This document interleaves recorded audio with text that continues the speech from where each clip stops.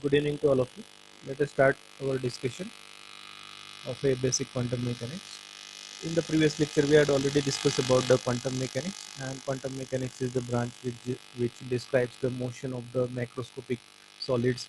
And the scientists like the Galileo Galilei, then the Isaac Newton, and Lagrange and Hamilton, they gave their uh, significant contribution to the field of quantum mechanics. To the field of the classical mechanics. And classical mechanics was a highly successful theory. It explained a large number of things, but still, when it comes to the objects moving with the speed of light, classical mechanics had some limitations to explain their motion. And when the tiny objects are considered, at that time also the classical mechanics had its own limitations. So classical mechanics is not 100% accurate, but uh, and it is not a complete theory, and no theory is a complete theory. But still, it was, and it is a very useful theory. So we are here to discuss the failures of the classical mechanics. In our syllabus, black body radiation, uh, photoelectric effect, and quantum scattering. These are included. Atomic and molecular spectra is not included. So let us discuss the black body radiation. So before discussing the black body radiation, we must know what is a black body. So black body is a hollow sphere. Uh, it is having a small opening. It is having a small opening. Through this opening, a radiation can enter inside the black body, and after entering, it undergoes a multiple reflection. So overall scenario is that the whole radiation which enters, it get completely absorbed. And when such a black body is heated at a particular temperature, then it emits the radiation, and that radiation emitted is known as the black body radiation. So no body is a perfectly black body actually. It is a hypothetical phenomenon, but scientists at the beginning of the 20th century, they treated some carbon tubes as the black bodies, and they made some radiation to fall or to absorb by these carbon tubes, and then they heated these carbon tubes, and after heating, obviously they produced the pattern. So this is the pattern in which the radiant energy is emitted. So we can observe here that on y-axis there is a intensity, and along the x-axis there is a wavelength.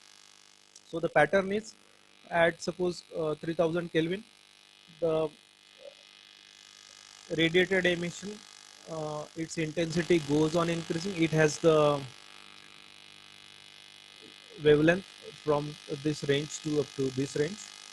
So as the wavelength increases, the intensity also increases. It becomes maximum to certain wavelength. We call it as the intensity, or we call it as the lambda max.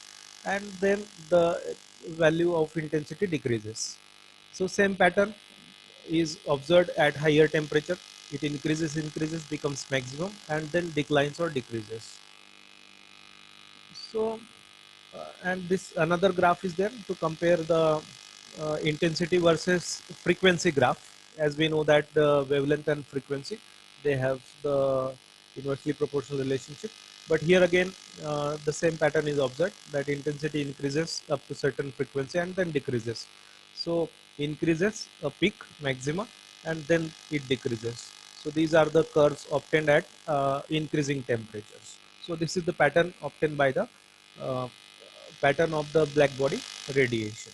So scientists try to explain this experimentally observed fact by providing some equations. So they used classical mechanics. Of course, this was the option with them.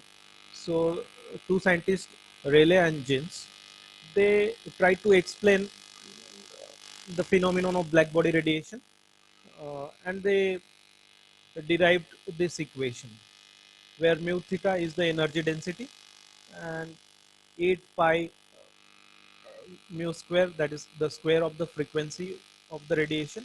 K is the Boltzmann constant, T divided by the cube of the velocity of light, and D mu, that is the variation in the frequency. So, and Then this equation was tested, and these are the results obtained. These were the results obtained.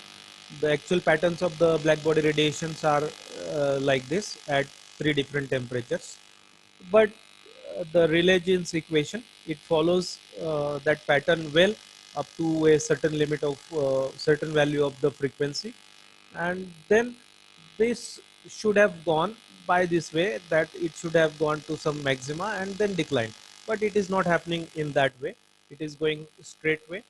So this is called as the catastrophe. Catastrophe means the in word to word meaning, it is a tragedy or it is a unsolved problem, and it has not uh, went to the happy ending.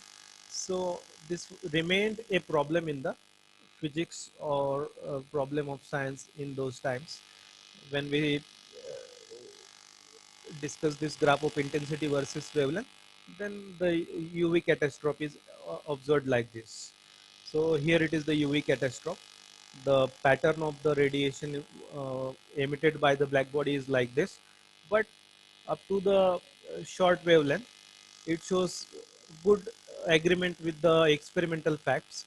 But as soon as the wavelength of the light arrives up to the ultraviolet region, then it shows the divergence or the deflection. So it is called as the UV catastrophe.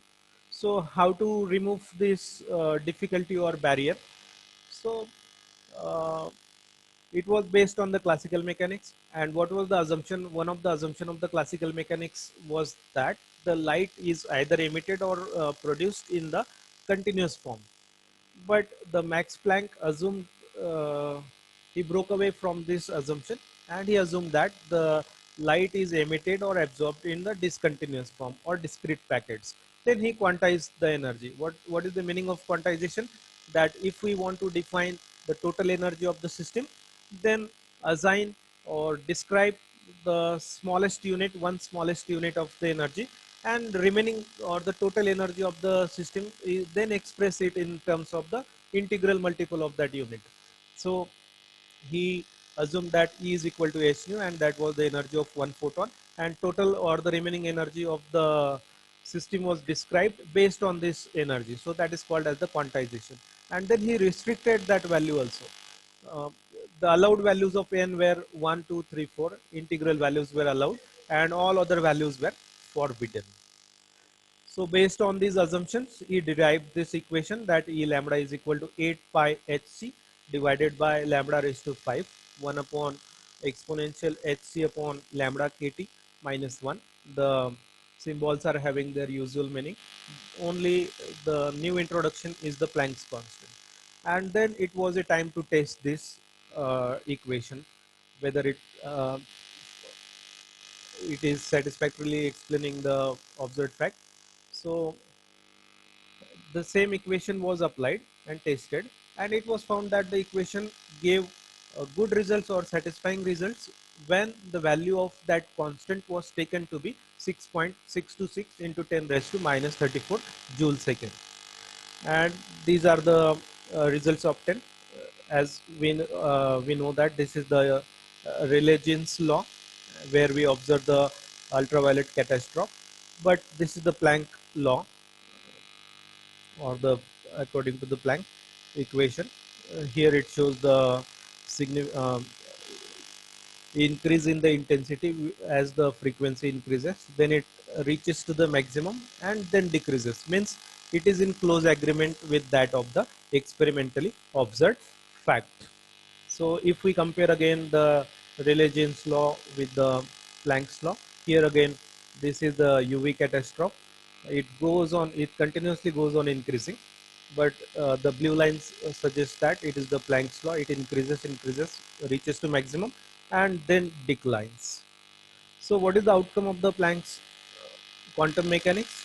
So Planck's quantum mechanics explained the black body radiation phenomenon in a satisfied manner. Then we got the value of the Planck's constant H from this Planck's law, and look at the value of H. It is so small that 10 to the power minus 34. It means that this value has its own significance, that energy can be quantized uh, to such a small extent or to such a small value. So uh, because of this smaller value, it became possible to interpret at the atomic or the molecular level. And this idea that light is absorbed or emitted in the discontinuous form, it was quite difficult for the existing that time of scientific community to accept this idea. But of course, very soon the Einstein realized the importance of the Planck's quantum theory, and he used that theory to explain the photoelectric effect, and he successfully did that. So, for which he was awarded Nobel Prize. And after that, the scientific community took it seriously. Planck quantum theory became the basis of explanation of all existing spectroscopic phenomena, and then it turned out to be the outstanding revolutionary theory. And now the world is heading towards the new dimensions like the quantum fields. So I think uh, this was all about the black body radiation problem and how it was solved by using the quantum equation or quantum theory. So thank you.